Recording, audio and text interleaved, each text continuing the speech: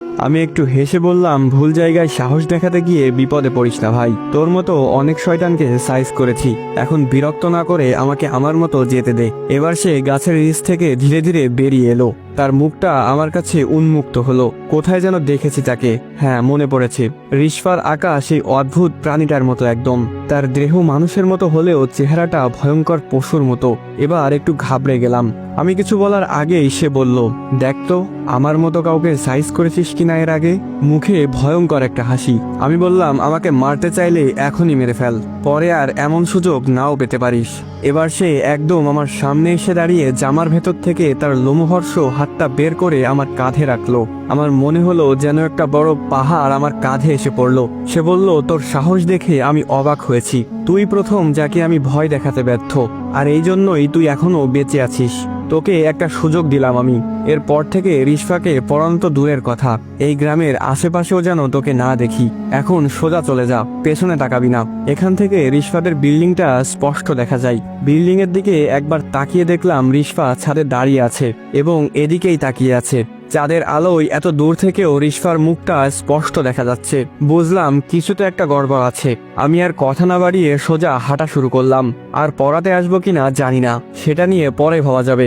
এখন বেশি সাহস দেখাতে গেলে হয়তো আর বেঁচে ফেরা হবে না। খুব দ্রুত পা চালালাম। আপাতত এই জায়গাটা ত্যাগ করতে হবে। হঠাৎ পেছন থেকে শীষ বাজানোর শব্দ ভেসে আসলো। আমি পেছনে না তাকিয়ে আরো জোরে হাঁটা দিলাম। শীষ বাজানোর শব্দটা যেন আমার সাথে সাথে আসছে। এই বুঝি আমাকে খপ করে ধরে ফেলবে পিছন থেকে। সহ্য করতে না পেরে দ্রুত পেছনে তাকালাম। আরে ভাই, তুই তো চলে যেতে বললি, তাহলে আবার এইসব করতেছস কেন? দেখলাম একটু দূরে একজন দাঁড়িয়ে আছে আর আমাকে হাতের ইশারায় ডাকছে। কাছে গিয়ে খেয়াল করলাম এটা সেই লোকটা যার কাছে আমি ঠিকানা জিজ্ঞেস করেছিলাম। এখনো সেই অদ্ভুত ভঙ্গিতে আমার দিকে তাকিয়ে আছে। আমি একটু ধমকেশ্বরে বললাম, ওই মিয়া, এভাবে আমাকে ভয় দেখানোর মানে কি? আর এভাবে কেন তাকিয়ে আছেন? কখনো খেয়াল করেছিলাম আপনার তাকিয়ে থাকা, সমস্যা কি? লোকটা কেমন একটা বৃদ্ধ কণ্ঠে বলল। আমি অবাক হচ্ছি, তুমি ওই বাসা থেকে জীবিত ফিরে এসেছো। এর আগে কেউ জীবিত ফেরেনি মানে? কি বলছেন? ওই বাসাটা যে একটু অদ্ভুত সেটা আমি বুঝে গিয়েছি, কিন্তু জীবিত ফেরা না ফেরা এগুলো কি ধরনের কথা? লোকটা উল্টো ঘুরে যেতে লাগলো। যেতে যেতে বলল, রিশফা কোনো সাধারণ মেয়ে না। আজকে বেঁচে গেছো, পরের বার বাঁচতে নাও পারো, আর কখনো এদিকে আসবে না। আমি তার চলে যাওয়ার দিকে তাকিয়ে ভাবতে লাগলাম, কে এই রিশফা? কি হচ্ছে এখানে? আবির এই ঠিকানা পেল কোথায়? সব জানতে হবে আমাকে। সেই দিনের মতো বাসায় চলে আসলাম। সকাল 10টার দিকে ঘুম থেকে উঠে ফ্রেশ হয়ে আবিরকে কল দিলাম, কিন্তু বারবার ওর ফোন সুইচ অফ বলছে। তাই চিন্তা করলাম আজকে কলেজে যাব না, আবিরের বাসায় চলে গেলাম সোজা। গিয়ে জানতে পারলাম আবির নাকি আজ 3 দিন হলো বাসায় ফেরেনি। ফোনেও পাওয়া যাচ্ছে না ওকে। আবিরের পরিবারটা একটু এলোমেলো। ওর মা বাবার মাঝে সম্পর্ক ভালো না, সবসময় ঝগড়া লেগেই থাকে। তাই আবির যে 2 দিন ধরে ঘরে ফেরেনি সেটা নিয়ে তাদের তেমন মাথা ব্যথা নেই। কিন্তু আমার যে আবিরকে লাগবেই।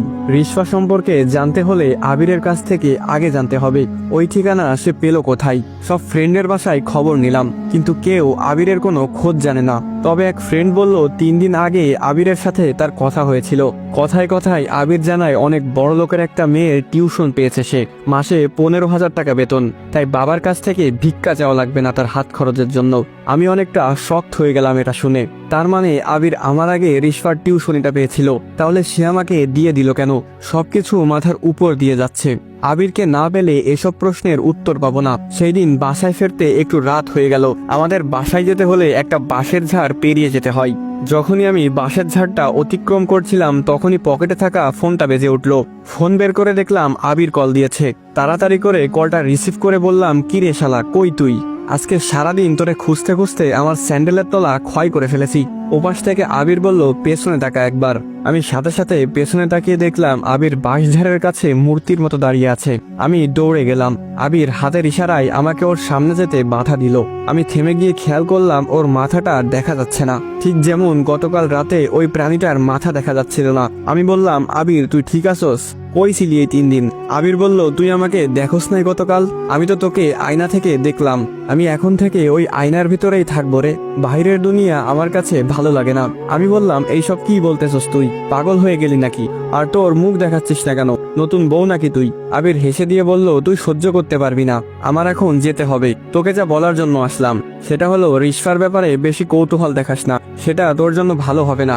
এই বলে আবির চলে যাচ্ছে। আমি চেষ্টা করলাম আবিরের পেছনে যাওয়ার, কিন্তু পাটা যেন নড়ছেই না। আবিরকে অনেকবার ডাকলাম কিন্তু সে শুনলো না, অন্ধকারে মিলিয়ে গেল। এবার আমার পা স্বাভাবিক হলো। আমি তাড়াতাড়ি করে ঘরে চলে আসলাম। ভাবতে লাগলাম এটা কি সত্যিই আবির ছিল, নাকি আবিরের রূপে অন্য কেউ ছিল, কিছুই মাথায় ঢুকছে না। এভাবে চিন্তায় চিন্তায় কেটে গেল আরো 3 দিন। বুধবার চলে আসলো। আজকে রিশফাকে পড়াতে যাওয়ার ডেট। আমি কি করব সেটাই ভাবছি, যাব নাকি যাব না। আমি মন স্থির করতে পারছি না। অবশেষে ঠিক করলাম আমি যাব, আজ যা হওয়ার হবে। আমিও দেখে নিব কি হয়। মনে সাহস সঞ্চয় করে চলে গেলাম। তখন রাত 10:55। রিশফাদের বিল্ডিং এর সামনে গিয়ে দাঁড়াতেই বড় একটা ফুলের টব ঠিক আমার সামনে এসে ধপাস করে পড়লো। আমি পিছিয়ে গেলাম একটু, অল্পের জন্য আমার মাথায় পড়েনি। ওপরে তাকিয়ে দেখি রিশফা একটা কালো রাগান্বিত দৃষ্টিতে আমার দিকে তাকিয়ে আছে। তার খোলা চুলগুলো বাতাসে উড়ছে।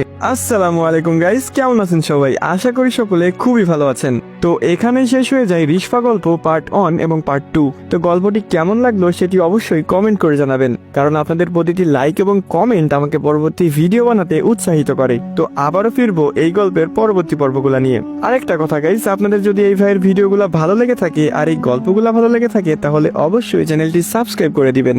আর টিকটক ফেসবুক থেকে দেখে থাকলে অবশ্যই পেজটি ফলো করে দিবেন। আর মন থেকে এই ভাইয়ের ভালোবাসা নিবেন। আর গাইস, এই গল্পের পরবর্তী পর্ব পেতে হলে অবশ্যই কিন্তু বেশি বেশি করে কমেন্ট করতে হবে। তো দেখা হচ্ছে এই গল্পের পরবর্তী পর্বে। তো আজকের মতো এই পর্যন্তই। ভালো থাকবেন, সুস্থ থাকবেন। আল্লাহ হাফিজ গাইস।